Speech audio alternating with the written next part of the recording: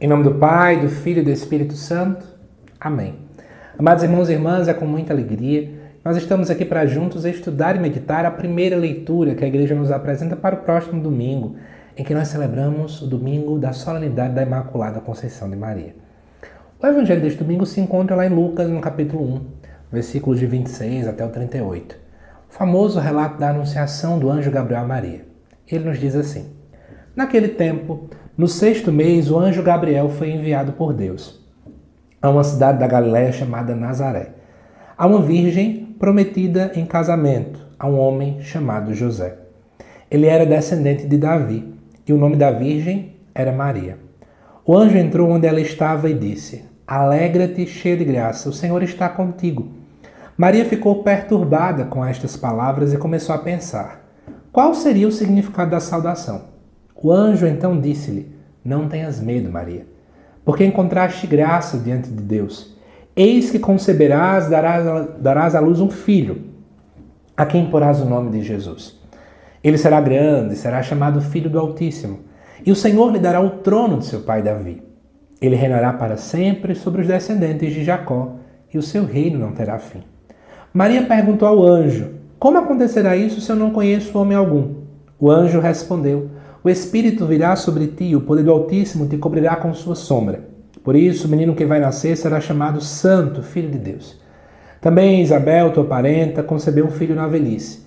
Este já é o 6º mês, daquela que era considerada estéril, porque para Deus nada é impossível. Maria então disse: Eis aqui a serva do Senhor, faça-se em mim segundo a tua palavra. E o anjo retirou-se. Amados irmãos e irmãs, eu queria aconselhar a você que chegou nesse vídeo de paraquedas e que não assistiu ainda o vídeo da primeira leitura, dá uma olhada aí no canal, porque o vídeo da primeira leitura eu fiz vários comentários que eu acho que é interessante você fazer uma boa linkagem entre a postura de Adão para com a pessoa de Deus e a postura de Maria. E eu fiz esses comentários todos na primeira leitura. Então me permitam não repetir as mesmas informações, mas eu sugiro, repito, assista o vídeo da primeira leitura. Eu vou focar aqui no relato da Anunciação, né? Inicialmente, claro, a semelhança que bate aos nossos olhos é que na primeira leitura Deus se aproxima de Adão, que é o anjo Gabriel, o enviado de Deus. Diz o texto que o anjo Gabriel foi enviado a uma cidade da Galiléia chamada Nazaré a uma mulher virgem prometida em casamento. O que quer dizer ser prometida em casamento? Eu sempre costumo dar uma explicação didática. Preste atenção que não era assim que os judeus entendiam, mas é uma explicação didática para nos ajudar a entender com a realidade de hoje. Um casamento para um judeu ele era feito em dois pedaços, né? Duas partes. A primeira acontecia cerca de um ano antes do casamento, propriamente falando, que era um contrato familiar. As famílias se uniam, estabelecia ali um pacto, né? Olha, minha menina está prometida em casamento ao filho de vocês e vice-versa. Só que nesse tempo eles não tinham relações, nem sexuais, nem de namoro, mas era meio que um momento em que as famílias firmavam um pacto. Um ano depois tinha de fato um momento do casamento propriamente falando, que embora não fosse um sacramento, como para a gente isso é uma realidade católica, mas eu sempre costumo comparar que o primeiro momento seria o tipo noivado, e o segundo seria o casamento propriamente dito, tá bom? Então entenda que Maria não tinha tido relação sexual com José. É o costume judeu, né? Mas o que é interessante é saber que José era descendente de Davi. E para quem não sabe, a descendência de alguém, ela vem do pai. Pelo menos é assim que o judeu entende. Então era importante que Maria, que seria a mãe de Jesus, tivesse ali um homem que viesse da linhagem davídica, porque as promessas do Antigo Testamento sempre apontavam para isso, né? De que o Messias viria da linhagem davídica, o Messias viria da casa de Davi e por aí vai. Então, José é alguém importante nessa história. Mas não é o nosso foco de hoje, porque, obviamente, estamos falando aqui da Imaculada Conceição de Maria. O terceiro dogma mariano proclamado pela Igreja, que vai nos dizer que Maria foi concebida sem a mácula do pecado original. Aquele mesmo pecado original que a gente já vê na primeira leitura. Então, você percebe que Maria vem contrapor, Maria vem quebrar esse padrão, Maria vem tirar esse padrão que surgia ali a partir de Adão. E aí o que acontece? Alguns elementos que são importantes desse texto do Evangelho que vão ajudar a nossa meditação nesse domingo. Primeiro é que na Bíblia nunca nenhuma mulher é saudada por anjo nenhum. Mulher sempre foi vista dentro do contexto judeu como uma pessoa em potencial muitas vezes, que a única serventia era para ter um filho. Então, o anjo Gabriel saudar Nossa Senhora é muito interessante.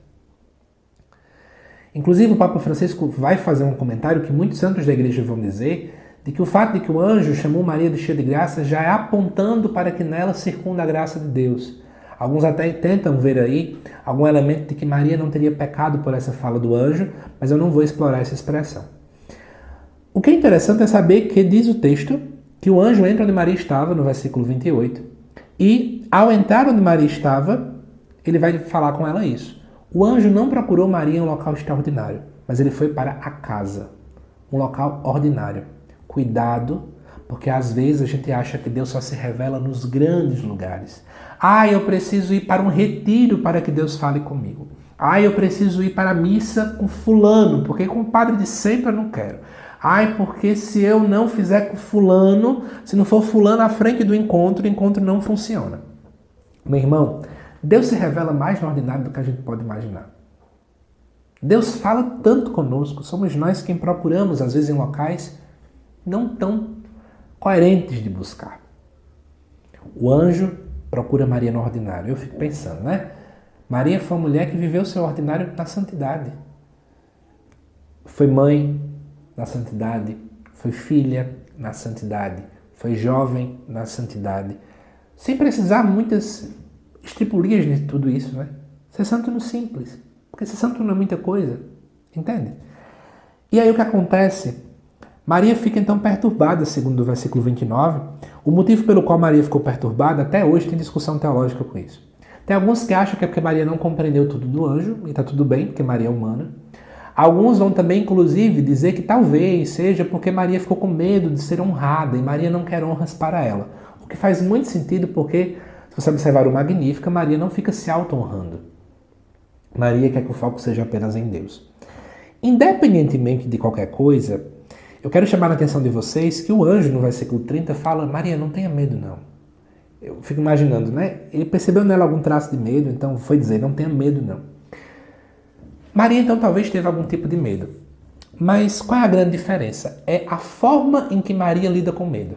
Gente, medo é natural. Quem nunca teve medo de uma novidade? Quem nunca teve medo de um novo passo a dar? Quem nunca teve medo de uma decisão importante na sua vida? Quem nunca teve medo do amanhã? Né?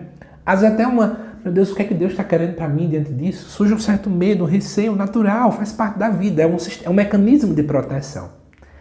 Mas qual é a diferença de alguém que está em Deus quando tem um medo e de alguém que não está em Deus quando tem um medo? Minha leitura mostrou. Adão teve medo, se esconde. Tem medo, foge. Tem medo, fica com vergonha. Tem medo, é covarde.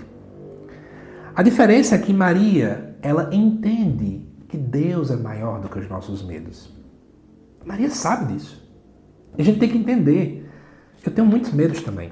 Eu acho que você que está acompanhando esse vídeo, você também tem muitos medos. Que bom, coloca depois um dia no papel. Eu tenho medo disso, tenho medo disso, tenho medo daquilo outro. Mas, Deus é maior do que este medo, do que este medo, do que este medo. Porque Deus é maior do que tudo isso. Deus é maior do que seu medo, talvez, de nunca ser feliz. Deus é maior do que o seu medo de não ser uma mãe ideal para o seu filho. Deus é maior do que o seu medo de não ser um bom pai, um bom marido. Deus é maior do que o seu medo, padre que está me acompanhando, de que a sua paróquia nunca mais mude, de que ela fique mesmo assim fria, monótona e etc, e etc, e etc. Deus é maior do que tudo isso. Mas ao mesmo tempo, gente, a gente precisa entender que, olhando ainda para o texto, algumas outras coisas também emergem da palavra. Quando o anjo chega para Maria e fala: alegra-te, cheia de graça, é muito similar a um outro texto do Antigo Testamento que fala: alegra-te, cidade de Sião, alegra-te, Jerusalém. Maria é vista como a cidade de Jerusalém, mais uma vez. E para quem não sabe, a cidade de Jerusalém onde estava o templo de Jerusalém. A cidade de Sião era o nome do monte onde Jerusalém estava ali. E Jerusalém sempre é vista como a casa de Deus, o local onde Deus habita. Então, como se o anjo dissesse: Maria, eu já vejo em você Deus habitando em você. Tanto pelas suas ações, porque você é santa, mas também porque você é o local a qual Deus escolheu.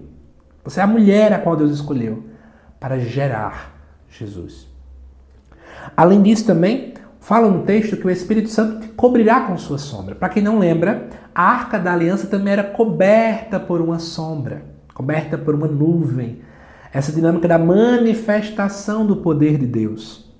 Maria é a nova arca da aliança. Maria é o local onde Deus habita por excelência.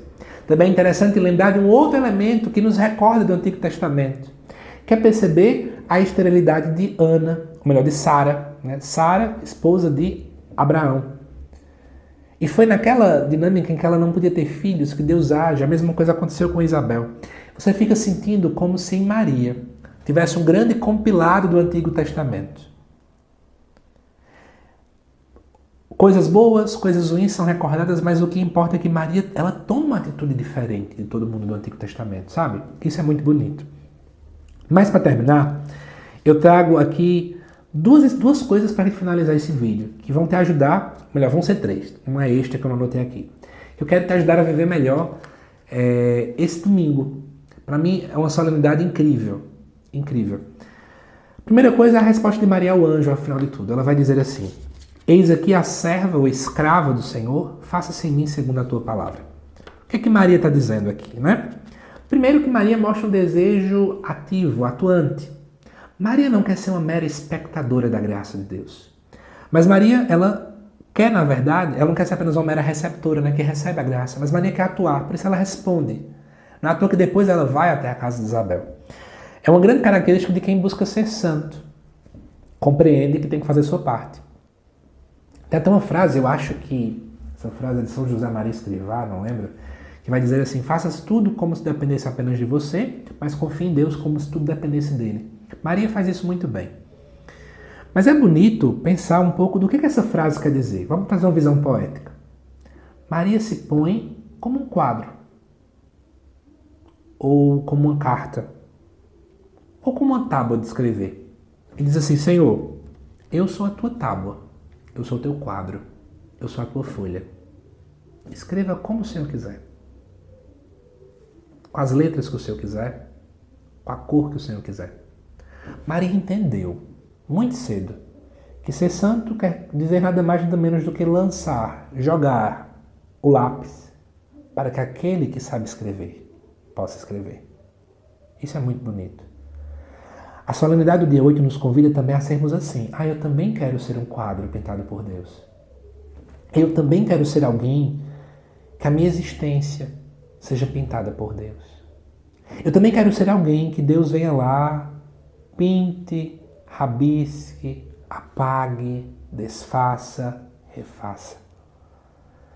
Maria nos ensina isso. Segunda coisa. Sempre me chama a atenção o último ponto dessa leitura. O anjo foi embora. Sabe por que isso? Porque às vezes a gente também romantiza muito a dinâmica da vida com Deus e a gente acha que não. Deus nunca vai ter essa aparente saída. Mas Deus também ele quer que a gente seja maduro o suficiente e, portanto, aprendermos a caminhar com as próprias pernas. Depois do anúncio, o anjo vai embora.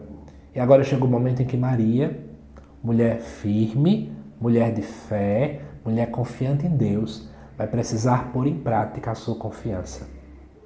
Ser santo não é ficar dentro das quatro paredes da igreja porque lá eu me sinto mais confortável porque eu estou próximo ao sacrário. Mas ser santo é quando o anjo se retira. É quando a voz de Deus não fala mais. É quando parece que Deus se cala. Que Deus sumiu. Nessa hora, mesmo nessa aparente sumida e sumiço de Deus, eu ainda consigo permanecer nos mesmos princípios. Eu consigo confiar, mesmo que eu não veja. Eu consigo dar passos, mesmo que eu não veja qual é o próximo local em que eu vou colocar meu pé. Isso também é ser santo. Terceira e última coisa. Eu li uma vez isso em algum local, eu já tentei lembrar qual foi o livro, porque eu já li muito sobre Mariologia. E tem uma coisa que me chama a atenção. Por que que Deus fez com que Maria não tivesse pecado? Tem muita justificativa, tá bom? Tem muita. Mas tem uma que eu sou apaixonado por ela.